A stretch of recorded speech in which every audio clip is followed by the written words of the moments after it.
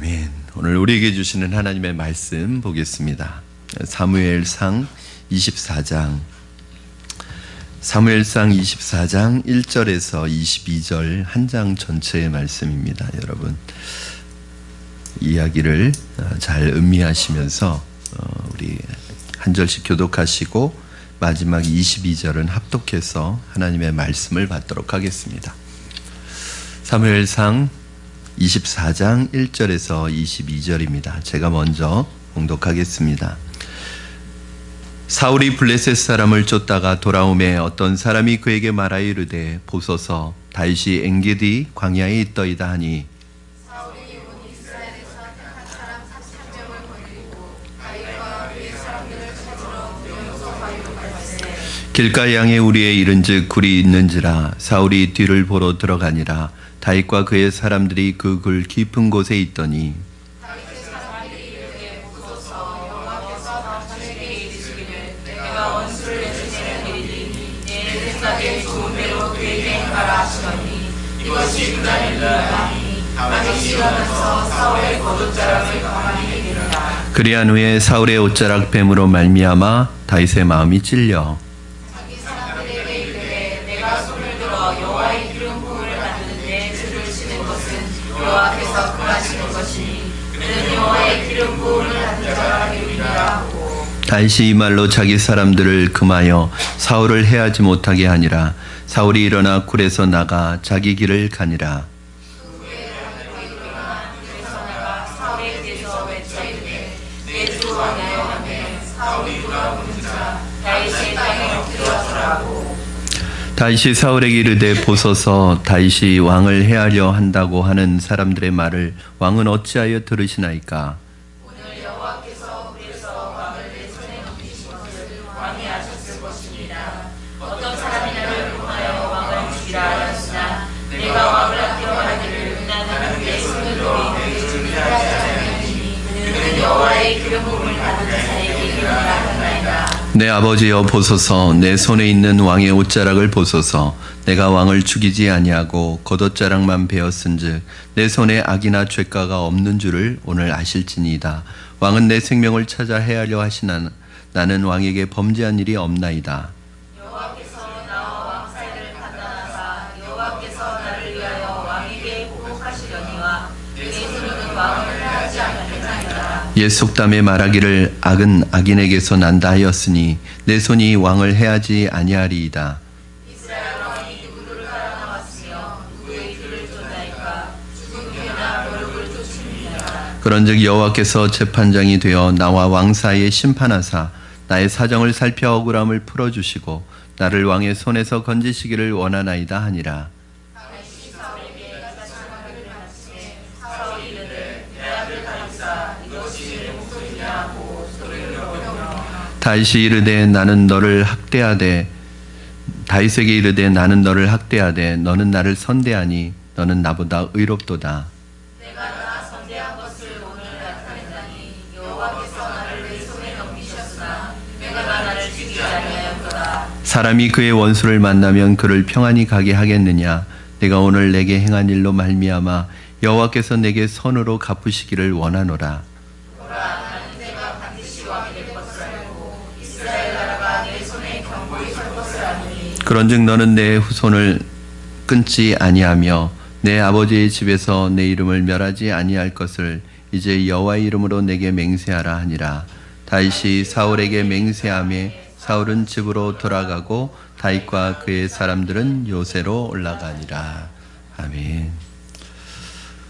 그럼 열심히 기도에 나오신 여러분을 주님의 이름으로 환영하고 축복합니다. 기도의 시간들이 우리에게 주어진다는 것이 참 복된 일이고 감사한 일입니다. 이렇게 주님과 시간을 깊이 가지고 집중해서 기도할 시간이 점점 없어지는 것 같아요. 이제 현대인들의 삶이라는 것이 직장에서도 뭐 밤늦게까지 일해야 되고 또 그러다 보면 또 그 다음날 이 피곤이 그 다음날까지 이어지고 계속 이렇게 뭔가 분주하게 쫓기는 삶을 계속 살아가다 보면 한 주간이 이제 월요일을 시작했다가 이제 금요일이 되면 한 주간에 이제 거의 마지막이잖아요. 한 주간 동안 내가 뭐 하고 살았나 그런 생각이 듭니다. 무슨 생각을 하고 살았고 뭘 하며 살았나 그런 생각이 듭니다. 그래도 여러분 금요 심야에 나오신 여러분들 특별히 하나님 앞에 집중해서 기도할 수 있는 시간인데, 오늘 이 밤에 기도할 때 말씀을 통해 주시든지 기도 가운데 하나님의 음성을 통해 주시든지 하나님께서 사인을 통해 주시든지 마음의 감동을 통해 주시든지 주님과 교제하고 주님의 음성 듣는 시간이 되기를 주님의 이름으로 축원합니다. 여러분, 우리는 살면서 다양한 환경 속에서 다른 사람으로부터 정신적으로나 또는 물질적으로나 여러 가지 면에서 큰 피해를 입을 때가 있습니다. 그럴 때마다 자신이 받은 이 고통을 그대로 되갚아주고 싶은 그런 마음이 드는 것이 어떻게 보면 사람들의 그러한 마음이라고 할 수 있습니다. 이러한 상황 속에서 사람을 대하는 사람의 태도는 두 가지라고 볼 수 있는데, 어떤 사람이 나에게 정신적으로나 물질적으로나 환경적으로 어렵게 하고 괴로움을 줄 때, 그 사람을 대할 때 그 사람과 나의 관계로 보는 케이스가 하나 있습니다. 그러면 그 사람은 가해자가 되고 나는 피해자가 됩니다. 그리고 그 고통을 그대로 되갚아 주려고 합니다. 그런데 실제로는 그 마음속에 있는 이 응어리 때문에 저 사람이 나에게 했던 그것에 대한 이 응어리가 마음속에 있어서 언젠가는 내가 저걸 갚고 말리라, 되갚아 주리라, 이런 마음으로 살아가면 시간과 내 물질과 내 에너지와 내 모든 그런 것들을 다 허비하고 낭비하고 나중에 그 사람에게 그렇게 갚아주려고 했는데 이미 갚아주기에는 보복할 필요가 없을 정도로 그 사람이 몰락해 있는 경우가 있습니다. 보복해 주려고 찾았는데 이미 그 사람이 몰락해 있습니다. 그러면 내가 그동안 버렸던 시간과 물질과 이거 다 어떻게 되는 거예요? 그야말로 보상받을 길이 없습니다. 그건 뭐냐면 마귀에게 완전히 사기당한 거예요. 여러분, 어떤 사람과의 관계를 나와 그 사람의 관계로만 살펴보는 것은 상당히 1차원적인 생각입니다. 그런데 우리는 그 1차원적인 생각에서 벗어나기가 참 힘듭니다. 두 번째는 하나님과 우리의 관계로 보는 것입니다. 그럼 하나님이 주시는 신앙적 유익을 깨닫게 되면서 그 사람 때문에 손해본 시간이나 돈이나 어떤 어려움들이 하나님의 사람으로 자라가는 데 있어서 값을 치른 비싼 수업료를 낸 것이 되는 것입니다. 그래서 그것이 오히려 나를 겸손하게, 하나님 앞에서 겸손하게 만들고, 오히려 하나님 앞에서 나를 하나님을 의지하는 사람으로 만들고, 하나님 앞에서 하나님만 의지하는 하나님의 사람으로 만들어가는 그런 과정을, 인생 공부를 하는 수업료라고 생각하면 됩니다. 하나님은 우리가 원수에게 또는 대적에게, 우리에게 적대감을 가지고 있는 사람에게 이런 자세를 취하는 것을 아주 기뻐하십니다. 우리가 보통 원수를 갚으려고 할 때 그 원수가 망하거나 죽는 것을 생각하기 쉬운데, 그러나 제대로 원수를 갚는 것은 아닙니다. 진짜 원수를 제대로 갚는 것은 뭐냐면 그 사람이 변화돼 가지고 새 사람이 되는 게 진짜 원수를 갚는 것입니다. 더 멋진 복수는, 이거보다 더 멋진 복수는 없습니다. 아니면 그 사람이 어려울 때, 나에게 적대적으로 했던 그 사람이 어려울 때 그 사람을 용서해주고 오히려 그 사람을 도와주는 게 가장 완벽하게 복수하는 겁니다. 본문을 보면 다윗을 잡기 위해서 추격하던 사울이 오히려 다윗이 숨어있는 동굴에 무방비 상태로 들어오는 이야기를 오늘 다루면서 다윗이 이 사울에 대해서 취하는 태도가 바로, 여러분, 그건 다윗이나 되니까 하지라는 생각을 가진다면 우리 성경 버려야 합니다. 왜냐하면 성경에 나오는 사람들은 다 그런 믿음의 신앙 인격을 가지고 살았는데 우리는 참 이중적이에요. 복을 받고 축복을 받는 내용은 성경을 인용하고 성경에 있는 말씀대로 이루어 달라고 합니다. 그런데 하나님의 말씀에 우리에게 도전하시고 제자의 길을 요구하실 때는 오히려 그것은 성경에 있는 이야기니까 우리하고는 상관없다고 얘기할 때가 많습니다. 그러나 성경에 있는 말씀을 믿음으로 받아들이지 않으면 성경에 나타나는 복과 성경에 나타나는 역사는 우리의 삶에 절대로 나타날 수 없습니다. 이게 우리 한계를 뛰어넘는 것입니다. 우리가 아무리 원수에게 쫓길 때에도 하나님과 동행하기만 하면 위기에서 벗어날 수 있을 뿐만 아니라 또 한 가지는 오히려 그 상황과 환경을 반전시키는 기회와 은혜가 주어지고, 더 나아가서는 하나님께서 우리에게 넉넉한 마음을 주셔가지고 그 상황을 하나님의 관점으로 바라보고 오히려 용서하고 기도해 줄 수 있는 마음이 생깁니다. 그러므로 아무리 어려울 때라도 침체되지 말고 기도하면서 끝까지 하나님을 신뢰하는 여러분 되기를 주님의 이름으로 축원합니다. 저는 그 말씀, 이 신앙 인격이라는 것이 어디에서 오는가, 돌을 닦아야 오는가, 그건 아니라고 생각합니다. 결국 여러분, 우리가 말씀의 칼에, 말씀의 이 그 도구로 우리를 다듬지 않으면 신앙의 인격이 다듬어지지 않습니다. 말씀이 우리에게 도전하고 말씀이 우리에게 올 때 여러분 그걸 패스 오버 해버리시면 안 됩니다. 그건 6월절을 지키시면 안 됩니다. 그 말씀이 올 때, 여러분에게 도전이 올 때 두 가지 중에 하나예요. 뭐 이번만 기회인가? 그냥 다음에 지키면 되지 하고 넘어가면 마음은 편합니다. 왜냐하면 다음에 지키면 되니까. 여러분, 그런데 마귀가 제일 좋아하는 것입니다. 다음에 하라는 거. 마귀가 제일 좋아하는 영어 단어는 next. 하지 말라는 말 안 해요. 기도해. 그러나 오늘 하지 말고 내일부터 시작해. 성경 읽어. 그러나 오늘부터 하지 말고 내일부터 읽어. 제가 누구만 계속 보고 한다고 그 사람이 그렇다는 건 아니에요. 자, 여러분, 말씀이 내게 도전할 때, 저 지난주에 참 좋은 간증을 들었어요. 짧은 간증이었는데 제 마음속에 기쁨이 되는 거예요. 한 성도님이, 이름을 밝힐 수는 없지만 한 성도님이 구약성경대학과 신약성경대학을 1기 때 하신 분인데, 저는 지금 3기 성경대학이 진행 중에 있잖아요. 이 성경대학을 할 때마다 저는 굉장히 힘든 거예요, 여러분. 왜냐하면 전반기 19주, 그것도 오전 저녁, 후반기 12주를 꼼짝 못하고 그 성경대학을 준비해야 되고, 화요일날은 사실은 화요일날 성경대학이 있다 보니까 월요일날은 사실은 저녁은 저는 성경대학 제가 또 개인적으로 묵상하는 시간이거든요. 그러면서도 이 성경대학 내용을 잘 이해하고 계실까 늘 그런 걱정 아닌 걱정이 있어요. 그냥 네, 작년에 들으셨는데 올해 오셔서 또 새롭게 들으시고, 작년에 들으시고 3년 뒤에 듣는데도 물어보면은 목사님 그런 게 있었냐고. 그래서 내가 이걸 계속 가르쳐야 하나. 근데 이게 그렇구나. 그분이 그러시는 거예요. 성경대학이 신앙생활에 이렇게 도움이 되는지 몰랐다는 거예요. 이 구약 창세기서부터 이스라엘 역사 전체와 또 신약의 이 모든 요한계시록까지 이 이스라엘의 전체 성경의 전체를 보다가 느낀 게 뭐냐면 역사를 주관하시는 하나님을 깨달았다는 거예요.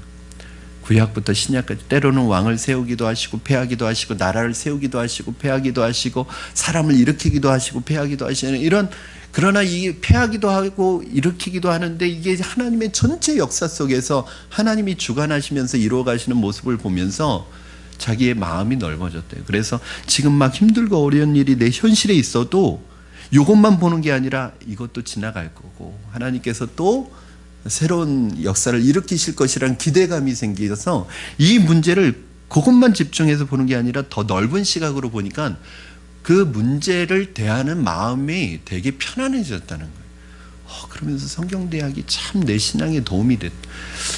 성경대학에 있는 하나하나 사건이 다 생각나는 건 아니라는 거예요. 그러나 그 성경대학 전체, 이 구약, 신구약 성경 전체가 주는 그 메시지가 늘 마음속에 있어서 넉넉한 어떤 그런 힘을 준다는 거예요. 여러분, 그렇습니다. 하나님의 말씀이 우리 신앙 인격을 다듬어가는 거예요. 여러분에게 하나님의 말씀이 도전이 올 때 이거 다음에 하지 뭐, 이거 뭐 지금 안 해도 되지 뭐, 지금 내가 상황이 이런데 하고 피하면 그만큼 가데스 바네야, 또 돌아요. 그리고 또 그 자리에 와요. 여러분 아시죠? 하나님은 테스트를 하실 때 그 테스트에 합격하지 않으면 다시 그 자리에 또 와서 테스트 받아야 됩니다. 결국은 여러분 우리의 신앙이 이스라엘 백성들이 광야 40년 도는 것처럼 40년 동안 제자리 걸음해서 그 자리에 언젠가는 또 와야 돼요. 여러분이 지금 그 도전을 받아들이지 않으면, 그 말씀에 순종하지 않으면 다시 돌고 돌아서 언젠가는 또 와야 돼요. 10년이 될지 모르고 20년이 될지 몰라요. 어쩌면 계속 여러분이 그 테스트를 통과하지 않으면 여러분 인생 말년까지 그 자리에서 계속 그 도전을 받아야 될지 모르는 거죠. 그게 신앙 인격이라는 것 같아요. 여러분 오늘 말씀을 보면서 저는 여러분 안에 가장 중요한 신앙 인격이 뭔가, 내 상황과 내 감정을 가지고 어떤 문제를 해결하는 것이 아니라 그때 주님이 내게 주신 말씀이 여러분의 행동과 말을 결정하기를 주님의 이름으로 축원합니다. 여러분 오늘 어떤 사람이 우리를 결사적으로 공격하고 따라다니면서 공격하고 힘들게 한다면 마음과 몸을 너무나 어렵게, 마음과 몸이 얼마나 어렵고 힘들겠어요. 깊은 상처를 경험하게 될 겁니다. 이럴 때 우리는 하나님을 원망하기 쉽습니다. 불평하기 쉽습니다. 그러나 아무리 다급한 위기 가운데 처하더라도 우리가 정신만 바짝 차리고 하나님의 말씀을 붙든다면 오히려 상대방을 이길 수 있을 뿐만 아니라 이길 수 있는 지혜도 허락하신다는 거예요. 여러분 1절 2절 말씀 한번 같이 읽겠습니다. 1절 2절 시작. 사울이 블레셋 사람을 쫓다가 돌아오매 어떤 사람이 그에게 말하여 이르되 보소서 다윗이 엔게디 광야에 있더이다 하니 사울이 온 이스라엘에서 택한 사람 3,000명을 거느리고 다윗과 그의 사람들을 찾으러 들염소 바위로 갈새.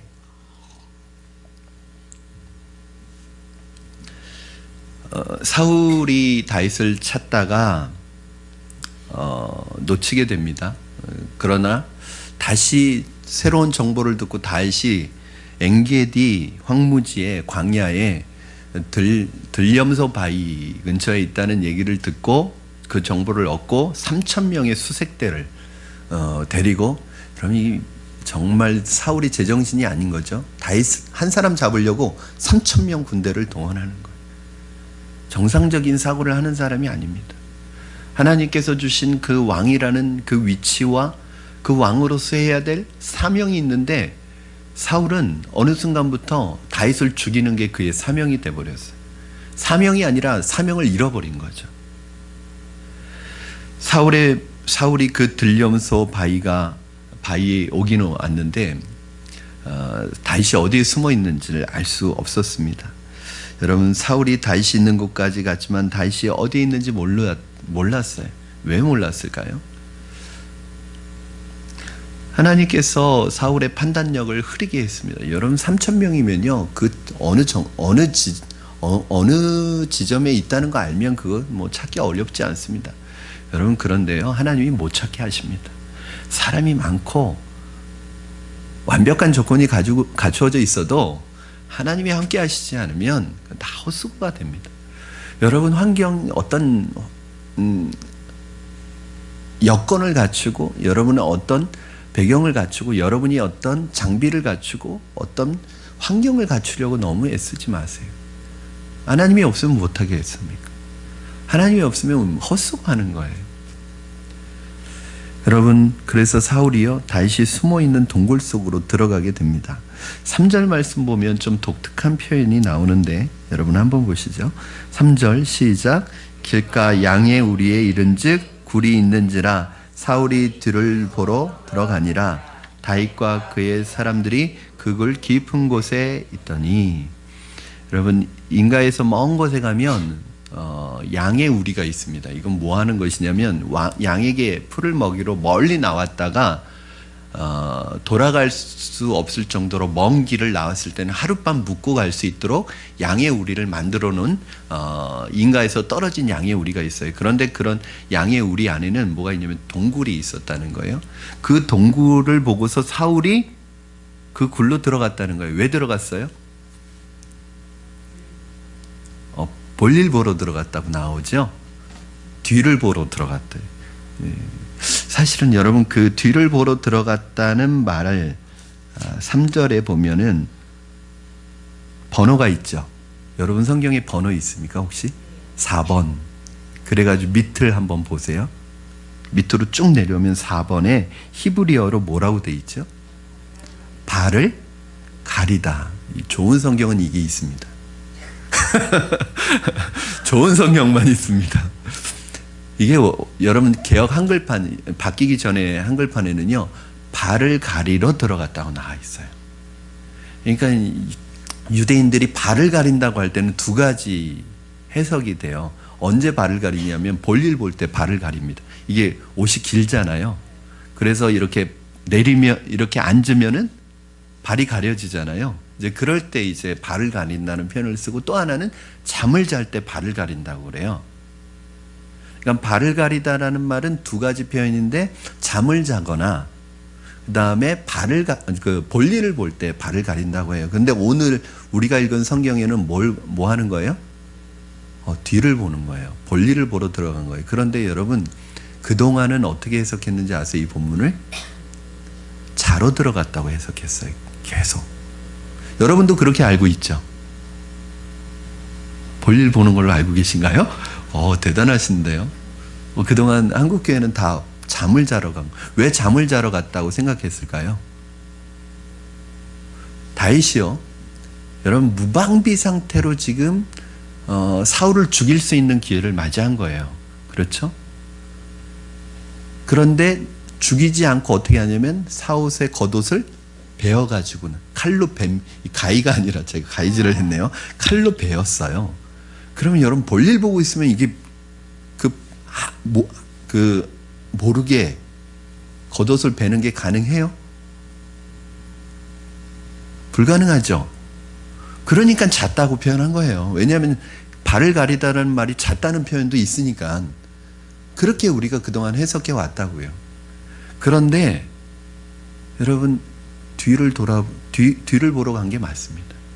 왜냐하면 지금 사울 다윗을 찾으러 막 수색하고 다니는 이 긴박한 상황 속에서 자러 들어가지는 않았을 거 아니에요. 그렇죠. 잠자러 들어가지는 않았. 이상한 사람이죠. 그래서 어떤 주석에는 이렇게 돼 있습니다. 팔레스틴에는 낮이 되면 다 더워서 자야 된다고. 그래서 낮잠을 자러 들어간 거라고. 이게 좀 말이 안 됩니다. 그렇죠? 그러면 어떻게 볼일을 보고 있는데 또 가위질을 하네요. 볼일을 보고 있는데 겉옷을 벨 수 있어요? 이 왕이 입은 옷은 좀 달랐겠죠? 이 겉옷을 벗어놓고 볼일을 본 거예요. 그래서 그 겉옷을 벨 때도 전혀 알 수 없었던 거죠. 어쨌거나 잠을 잤든 볼일을 봤든 중요한 것은 다윗에게는 도망자의 신세를 면할 수 있는, 그토록 자신을 죽이려고 쫓아다니는, 이 눈에 불을 켜고 자신을 죽이려고 쫓아다니는 그 원수가 지금 무방비 상태로, 부하들도 데려오지 않고 혼자 굴 안에 들어와서 이렇게 무방비 상태로 있는 거예요. 그러면 우리 같으면 어떻게 하겠어요? 옆에서 또 부하들이 뭐라고 부추기는지 아세요? 자, 4절 말씀 같이 한번 읽겠습니다. 4절 시작. 다윗의 사람들이 이르되 보소서, 여호와께서 당신에게 이르시기를 내가 내 원수를 내 손에 넘기리니 내 생각에 좋은 대로 그에게 행하라 하시더니 이것이 그날이니이다 하니 다윗이 일어나서 사울의 겉옷자락을 가만히 베니라. 또 주변에 있는 사람들이 뭐라고 그래요? 이거는요, 하늘이 주신 기회입니다. 하나님께서 당신의 원수를 당신의 손에 넘긴다고 내 생각에 좋은 대로 행하라고 하시지 않았습니까? 근데 그런 말 하신 적이 없어요. 여러분, 이게 사람이요, 어떤 상황이 되면, 너무 기막힌 상황이 되면 그것을 뭘로 해석을 해버려요? 이건 하늘이 주신 기회라고 생각해요. 여러분, 그런데 다윗이요, 지금 눈앞에 자신을 죽이기 위해 밤낮으로 쫓아다니는 그 원수가 있는데 이때 부하들의 말을 듣지 않습니다. 그것은 사울이 비록 자신의 원수이기는 하지만 이유가 뭐예요? 하나님의 기름 부으신 자라는 거예요. 여러분, 다윗은 사울을 죽이지 않습니다. 직접 원수 갚지 않습니다. 다윗에게는 믿음이 있었어요. 하나님이 세우신 사람은 하나님이 패하셔야 하고, 하나님이 세우신 사람은 내가 사람이 손댈 수 없다는 믿음이 있었어요. 여러분, 이것이요 다윗에게 굉장한 하나님의 테스트였습니다. 만약에 다윗이 여기에서 사울이 자신을 죽이러 다닌다고 해서 똑같이 살인을 하고 하나님이 세운 이 기름 부은 사울을 만약에 칼로 죽였다면 다윗은 어떤 사람이 될까요? 사울과 똑같은 폭력적인 왕이 될 것입니다. 시작이 좋아야 돼요. 만약에 이렇게 하고 자기가 왕위에 오른다고 하면 벌써 시작부터 뭘로 왕위에 오른 거예요? 죽이고 왕위에 오른 거예요. 이것은 다윗의 일생일 때에 아주 중요한 테스트였어요. 여러분, 하나님께서 여러분을 테스트하실 때 어떻게 하시는 줄 아세요? 사람의 일반적인 상식 가지고 하시지 않습니다. 그리고 옆에서는 어떻게 말하는지 아세요? 야, 이거 하나님의 뜻이야. 이거 하나님이 원하시는 거야. 하나님도 이걸 원하실 거예요. 하나님이 주신 기회야. 이렇게까지 말합니다. 그런데 다윗은 그거에 넘어가지 않아요.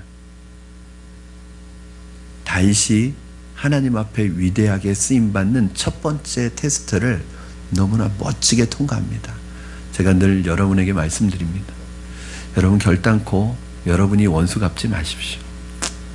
어떠한 상황이나 어떠한 사람에게나 어떠한 사람에게 물질적으로나 어떠한 사람에게 정신적으로 어떠한 사람에게 어떠한 형편으로 여러분 어려움을 주었든지 간에 똑같이 원수 갚으면 안 됩니다. 그건 이기는 게 아니라 지는 거예요. 왜 져요? 똑같은 사람이 되는 거예요. 결국은 누가 좋아하는 거예요? 마귀가 좋아하는 거예요. 오늘 다윗은 그 테스트를 이긴 거예요. 다윗에게 있어서 믿음이 있었습니다. 6절 말씀 같이 읽겠습니다. 시작. 자기 사람들에게 이르되 내가 내 손을 들어 여호와의 기름 부음 받은 내 주를 치는 것은 여호와께서 금하시는 것이니 그는 여호와의 기름 부음을 받은 자가 됨이니라 하고. 여러분, 하나님의 사람들은요 섬세하게 하나님의 인도를 받습니다. 여러분, 다윗이 다윗에게 있어서 하나님의 인도를 받는 방법이 있었는데 이것이 이렇게 하는 것이 나에게 유익이 있느냐 이익이 있느냐 그렇지 않느냐가 판단 기준이 아니었어요. 다윗에게 있어서는 하나님의 뜻을 아는 첫 번째 판단 기준이 뭐냐면 이게 죄이냐 아니냐, 하나님이 기뻐하시는 거냐 아니냐. 만약에 아무리 나에게 유익이 있고 아무리 나에게 좋은 것이고 아무리 주위에서 뭐라고 해도 이거 하나님이 기뻐하시지 않는 거면 이것이 죄라고 한다면 옆에서 누가 부추긴다고 해도 절대 흔들리지 않는 거예요. 그러니까 다윗은 먼저 뭘 판단해 놓고 시작해요. 이게 죄냐 아니냐. 이게 죄라면 할 수 없는 거예요. 내게 유익이 있어도. 여러분은 어떻습니까? 여러분 지금 어떤 것을 결정하려고 할 때 여러분 어떤 기준을 가지고 결정하십니까?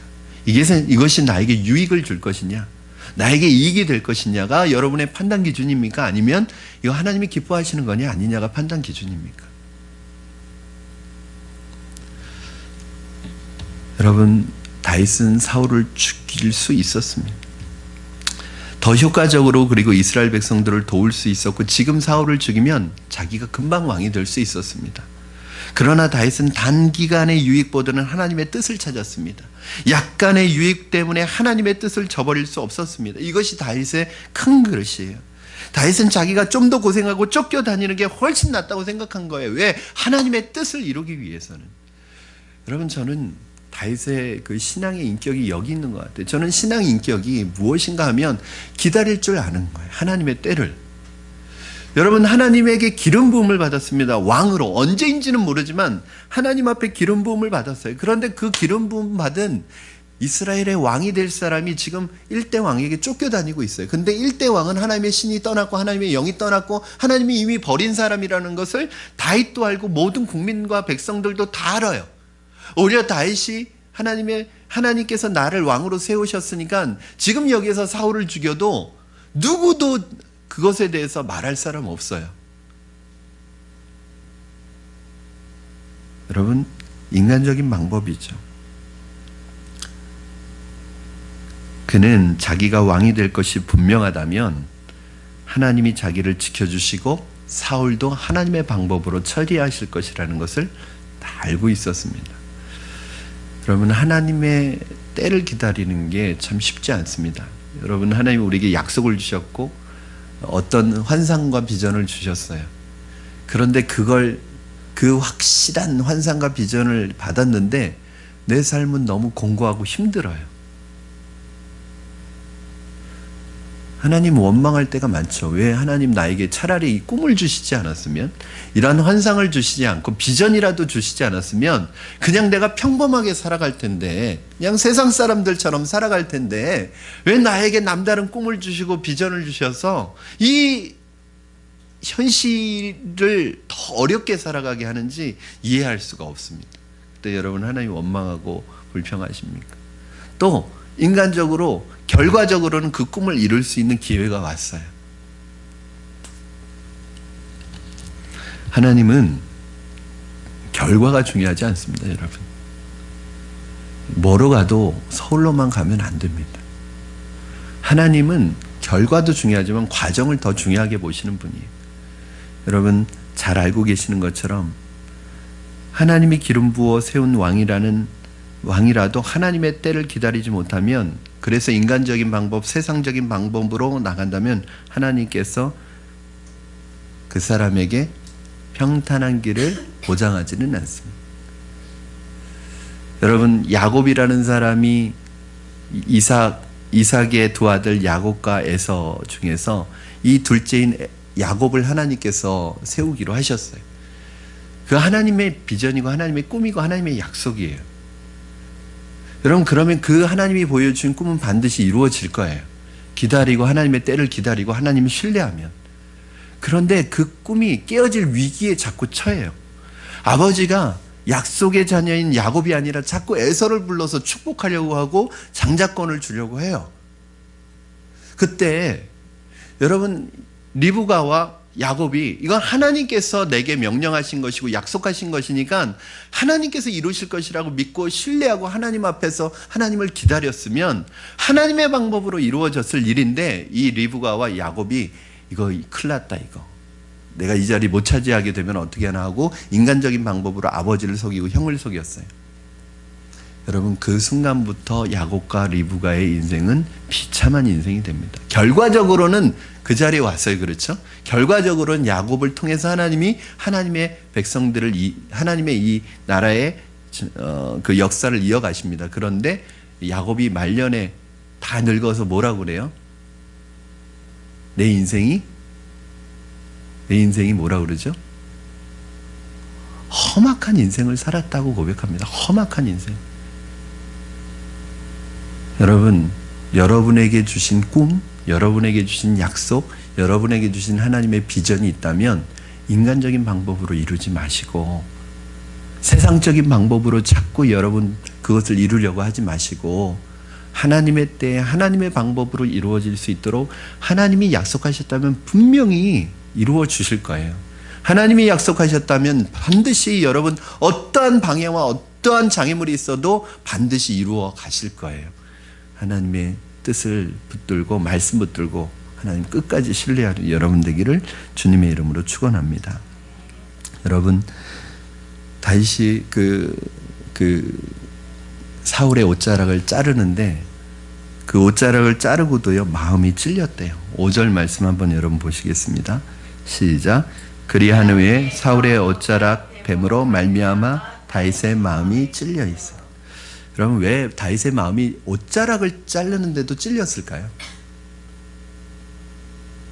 두 가지 이유일 것 같아요. 하나는 왕의 옷자락을 자르는 것조차도 마음에 미안한 거예요.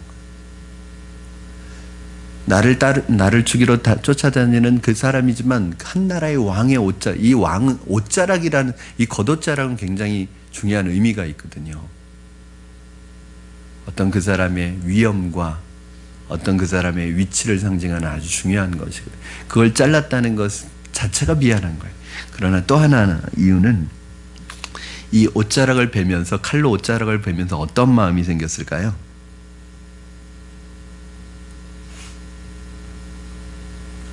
죽이고 싶은 마음이 잠깐 들었을 것 같아요. 그 신하들의 말을 뿌리치고 이 기름 부음 받은 자를 어떻게 죽이냐 했지만 이 칼로 이 베는 순간에 순간적으로 죽이고 싶다 이런 마음이 들었던 것 같아요. 그게 미안한, 그것 때문에 마음에 찔렸대요. 여러분, 한순간에 일어나는 행동도 하나님 앞에서 부정한 것이 될 수 있는 신앙을 가지고 있습니다. 얼마나 건강한 신앙이에요. 여러분, 마음속에 잠깐 드는 그러한 순간의 죄조차도 다윗의 마음속에는 걸림이 되는 거예요. 저는 이것이 다윗이 될 수밖에 없는 이유예요. 여러분, 우리는 행동으로 짓는 죄가 아니면 생각으로 짓는 죄는 너무 허용해 버립니다. 근데 기억하십시오, 여러분. 생각으로 짓는 죄를 무작정 허용하기 시작하면 그 생각이 여러분의 마음을 지배하게 돼버립니다. 그리고 언젠간 행동으로 나타나게 돼 있어요. 그러므로 여러분, 죄는 모양이라도 버리시기 바랍니다. 죄는 생각이라도 버리시기 바랍니다. 예수님이 그런 말씀을 하셨죠. 너희가 살인하지 말라 하는 말을 너희가 들었지만 나는 너희에게 말하노니 형제를 미워하는 자마다 이미 살인한 자다. 너희가 간음하지 말라 하는 말을 들었지만 나는 너희에게 명하노니 여자를 보고 음욕을 품는 자마다 이미 간음한 자다. 뭐예요? 예수님은 겉으로 드러난 행동 이전에 뭐부터 지적하시는 거예요? 우리의 생각부터 우리가 마귀에게 사로잡히지 않고 하나님에게 말씀에 사로잡히기를 원하시고 계시는 것입니다. 여러분, 제가 제자훈련 때도 말씀드렸죠. 이 생각이 중요해요. 오늘 여러분 하루 중에 제일 많이 어떤 생각을 하셨어요?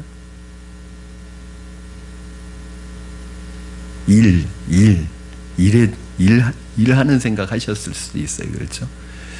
여러분, 생각이 반복되면 말과 행동을 낳고 행동이 반복되면 습관이 되고 습관이 반복되면 그 사람의 인격이 되고 인격이 반복되면 그 사람의 운명을 결정지어요.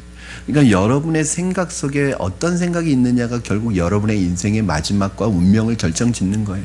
그러니까 생각을 쉽게 생각하지 마세요. 생각을 우습게 생각하지 마세요. 여러분 안에 들어오는 그 생각을 하나님이 기뻐하시는 생각이 아니라면 들어오는 순간 밀쳐내 버리셔야 됩니다. 생각일지라도 하나님 앞에 마음의 찔림을 가지셔야 됩니다. 그게 건강한 거예요. 아유, 목사님 그렇게 하면 피곤해서 어떻게 살아요? 아니에요. 그 생각 속에다가 하나님의 말씀을 집어넣어야 돼요. 오늘 여러분이 살아가는 동안에 오늘 하루 중에 하나님의 말씀의 지배를 받으셨습니까? 하나님의 말씀 한 구절이 여러분의 마음을 움직이셨습니까? 전 그런 질문을 하고 싶어요. 오늘 하나님 만나셨습니까? 오늘 하루 중에 하나님과 어떤 대화를 하셨습니까? 오늘 하루 중에서 힘들고 어려울 때 하나님이 여러분에게 뭐라고 위로해 주셨습니까? 그 음성이 있어야지 우리가 살죠. 여러분, 다윗이 어떻게 살았겠어요? 다윗이 이 고난을 통해서 얻은 유익이 상당한데 그것은 뭐냐 하면 하나님을 한순간도 의지하지 않고는 살 수가 없었다는 거예요. 여러분, 오늘 하나님 의지하셨습니까? 하나님의 음성을 들으려고 하셨습니까? 여러분, 만약에 그게 아니었다면 오늘 내 삶이 하나님을 의지할 정도로, 하나님만 의지할 정도로 힘들지 않은 것일 수도 있습니다. 하나님 의지하지 않고도 내 힘으로 얼마든지 살아갈 수 있다고 생각하시는지 모르겠습니다. 오늘 한번 목양실에서 생각해 봤어요. 나는 하나님을 의지하고 있는가? 하나님이 기뻐하시는가? 여러분, 참 이게 목사가요, 늘 성전에 있고 늘 교회 안에 있지만 이게 직업이 돼버리면요, 하나님 생각 안 하고도 얼마든지 목회할 수 있습니다. 가장 비참한 거죠. 그렇죠? 오늘 하나님의 백성들은 이 세상에 대해서 너무나도 자신감이 없는 상태에서 살아가고 있습니다. 여러분, 그것은 나타나는 결과에 너무 집착하기 때문에 그렇습니다. 여러분, 회사에서, 직장에서 왜 그렇게 위축되어 계시죠? 믿는 사람으로서. 여러분, 동네에서, 지역에서 왜 그렇게 위축되어 계시죠? 믿지 않는 친구들을 만날 때 왜 그렇게 위축되죠? 세상 사람들을 만날 때 왜 우리는 그렇게 위축되죠? 너무 결과에 집착하기 때문에 그렇습니다. 우리는 하나님이 우리와 함께 하시는 근거와 증거가 나타날 때 자신감을 갖게 되는데, 바로 저와 여러분이 세상에서 위축되지 않아야 되는데, 그것은 어떻게 되느냐 하면 여러분 하나님과의 관계예요. 하나님과의 관계가 있으면, 하나님이 여러분에게 말씀하고 계시면, 하나님과 동행하고 있으면, 여러분이 말씀 붙들고 있으면, 제가 그 말씀의 은혜 가운데 있으면 사람들의 시선, 사람들의 눈치 그렇게 의식하지 않습니다. 우리 너무 눈치 봐요. 그렇죠? TV에서 교회 안 좋은 일 하나 터지면 또 위축돼요. 방송에서 안 좋은 일 하나 나오면 또 믿는 사람이 있으면 또 위축돼요. 마치 우리가 죄 지은 것처럼. 물론 한국교회가 달라져야 되고 우리 교인들이 달라져야 되고 믿는 사람이 달라져야 되는 건 맞아요. 그러나 여러분, 그것 때문에 우리가 왜 그렇게 위축되죠? 하나님이 죽으셨습니까? 그리스도가 죽으셨습니까? 성령께서 죽으셨습니까? 성령께서 떠나셨습니까? 여러분, 오늘 적어도 다윗에게는 뭐가 있었냐면 자신감이 있었어요. 비록 쫓겨다니고 도망다니지만 다윗에게는 자신감이 있었어요. 사울은 다윗을 쫓아다니는 추격자지만 뭐가 없었어요? 자신감이 없었어요. 사울은 뭐가 두려운 거예요? 다윗의 이런 자신감이 두려운 거예요. 내가 쫓아다니고 쟤는 도망다니는데 제가 더 자신감이 있어요. 여러분, 우리는 다윗은 이 쫓겨다니는 이 편하게 잠잘 수 없는 이 고난 속에서 늘 하나님이 그의 길이었고 그의 힘이었고 그의 요새였고 피난처였어요. 우리는 주님이 아니어도 피난처가 너무 많고 요새가 너무 많고 피할 데가 너무 많고 힘이 너무 많다면 우리 한번 뭔가 다시 생각해 봐야 합니다. 저는 우리 청년들이 이 믿음의 야성을 가지고 직장에서 당당했으면 좋겠어요. 믿는 사람으로서. 우리 남자 집사님들이 직장에서 또 거래처 사람들 만날 때 내가 그리스도인이라는 것에 대해서 당당했으면 좋겠어요. 누가 뭐라고 하든, 누가 눈치를 주든, 누가 어떤 시선을 보내든 내가 하나님 안에서 내가 그리스도의 제자고 내가 주님과 관계를 맺고 있는 주님의 사람이라면 주님이 기뻐하시는 자만 생각했으면 좋겠습니다. 여러분 11절 말씀 보시겠습니다. 다윗에게 이런 자신감이 있었어요. 시작. 내 아버지여 보소서, 내 손에 있는 왕의 옷자락을 보소서. 내가 왕을 죽이지 아니하고 겉옷자락만 베었은즉 내 손에 악이나 죄가가 없는 줄을 오늘 아실지니이다. 왕은 내 생명을 찾아 해하려 하시나 나는 왕에게 범죄한 일이 없나이다. 아멘. 여러분, 그냥 왕의 옷자락을 베었어도 왕이 나간 다음에 바로 뒤따라 나가서 이거 할 수 없죠. 웬만한 담대함이 없으면. 이게 다윗의 자신감입니다.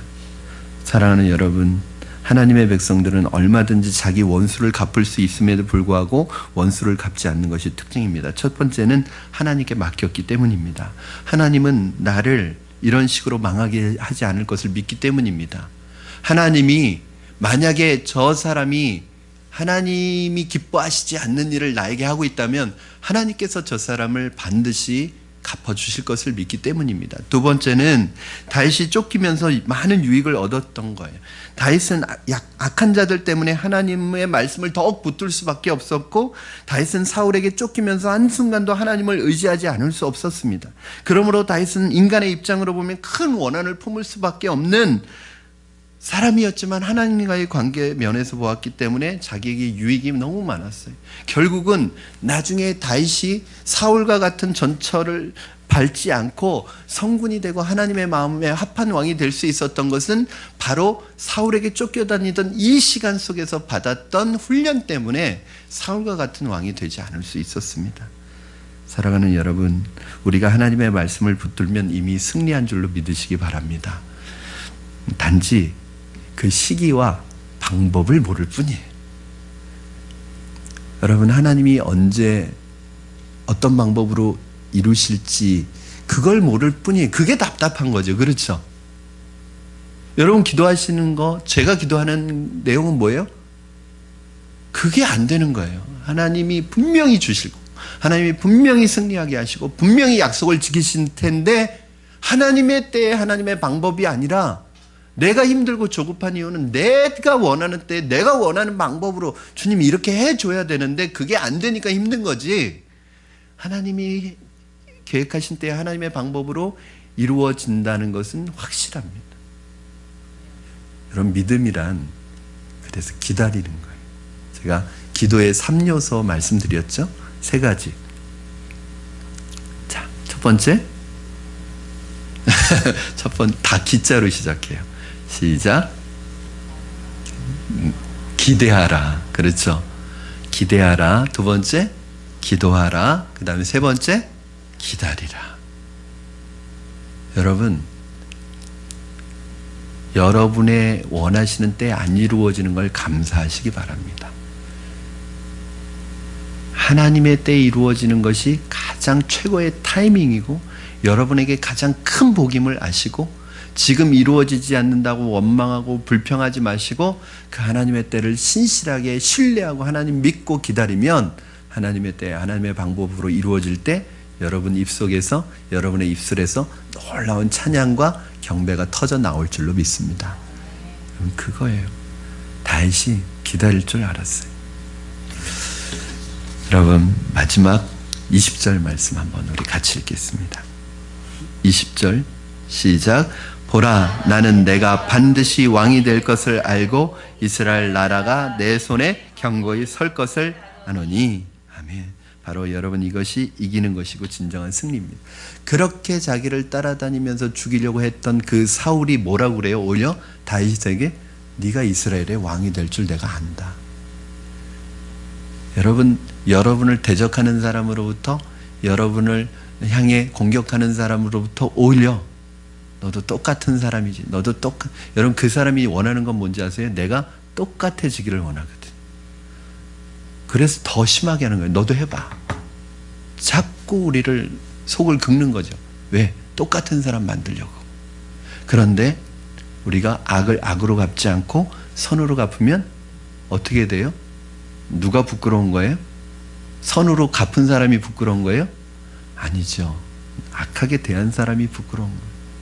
저는요, 가장 큰 하나님의 영광과 임재가 드러나는 사건이 이것이라고 생각해요.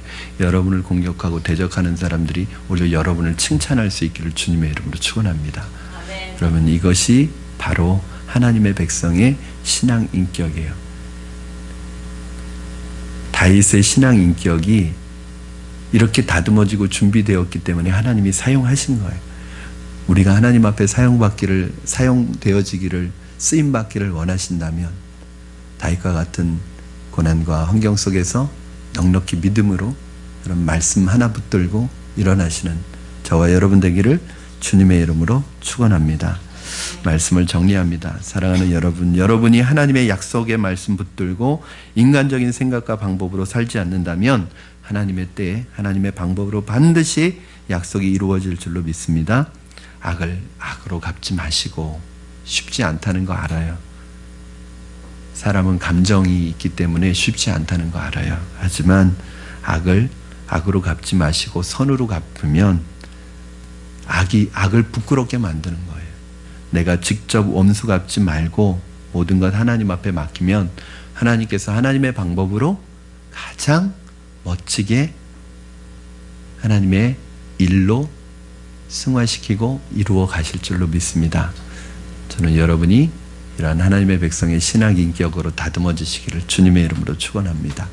우리 이 시간에 함께 찬양하시겠습니다.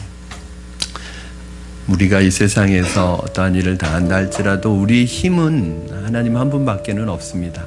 오히려 어떻게 보면 우리의 고난과 어려움, 때로는 그래서 사람의 도움도 받지 못하고 환경적인 도움도 받지 못하고 나를 고립되게 만들고 정말 하나님 앞에 이렇게 부르짖을 수밖에 없는 그런 상황으로 몰아가실 때는 전적으로 하나님만 의지하고 하나님이 우리의 진정한 도움이 되시는 것을, 우리의 힘이 되시는 것을 경험하게 하시려는 그러한 하나님의 연단의 과정이라고 생각합니다. 이 시간에 하나님, 주님만이 나의 힘이고 주님만이 나의 요새고 주님만이 나의 피난처가 되십니다. 우리 주님 앞에 우리의 신앙 고백하며 그렇게 이 찬양 드리겠습니다. 나의 힘이 되신 여호와여, 나의 힘이 되신 여호와여, 내가 주님을 사랑합니다.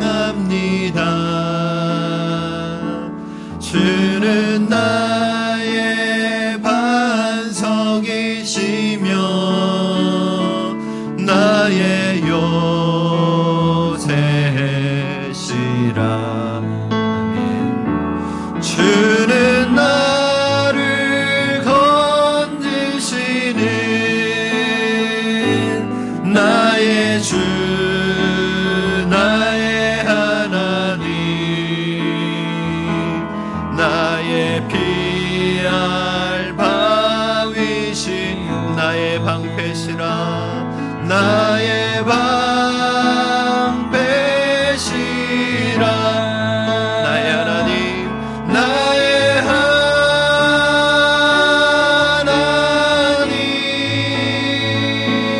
나의 하나님, 구원의 뿌리시오, 구원의 뿌리시오, 나의 산성이라. 나의 산성이 나의 하나님, 나의 하나님,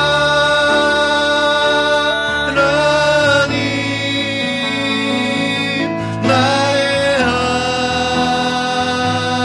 하나님. 아멘. 그는 나의 여호와, 나의 구세, 나의 생명이신 여호와여, 나의 생명이신 여호와, 내가 주님을 찬양합니다. 내가 주님을 찬양합니다. 주는 나의 사랑, 주는 나의 사랑이시며 나의 의지시라. 나의 의지시, 주는 나를 이끄시어, 주는 나를 이끄시어, 주의 길 인도하시며 나의 생의 목자 되시니 내가 따르리라. 내가 따르리. 나의 하나님, 나의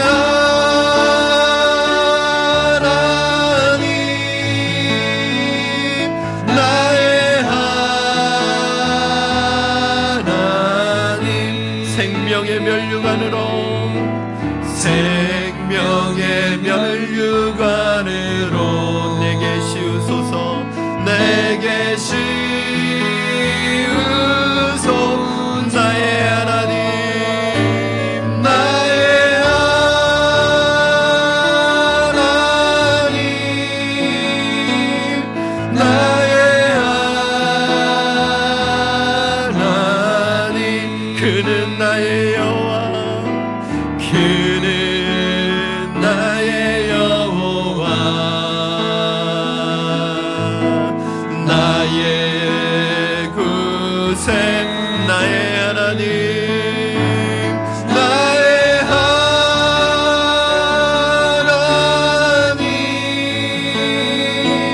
나의 하나님. 그는 나의 여호와, 나의 구세주. 우리 이 시간에 같이 기도하며 나가실 때 오늘 주신 말씀 붙들고 기도하겠습니다. 하나님, 사랑과의 관계를 통해 오는 아픔과 고통이 있을 때 그 사랑과의 관계로만 보지 말고 하나님과의 관계 속에서 생각하고 해석할 줄 아는 믿음을 주시옵소서. 이러한 어려움이 오히려 내게 유익이 되게 하시고 신앙을 성장하는 기회로 삼을 수 있게 하여 주시옵소서. 하나님, 악을 악으로 갚지 않고 선으로 갚게 하시고 이로 인해 하나님만 더욱 의지하는 나의 힘 되시는 하나님이 나를 도우시며 인도하시는 것을 신뢰하게 하여 주시옵소서. 하나님, 어떠한 환경과 상황 속에서도 약속의 말씀을 붙들고 인간적인 생각과 방법 내려놓고 하나님의 때와 하나님의 방법으로 하나님의 약속이 반드시 이루어질 줄로 믿고 기다리게 하여 주시옵소서. 오늘 주신 말씀 붙들고 우리 한번 주님 앞에 먼저 기도하며 나갈 때 우리 주님을 한번 부르시고 합심하여 기도하겠습니다. 주여 살아계셔서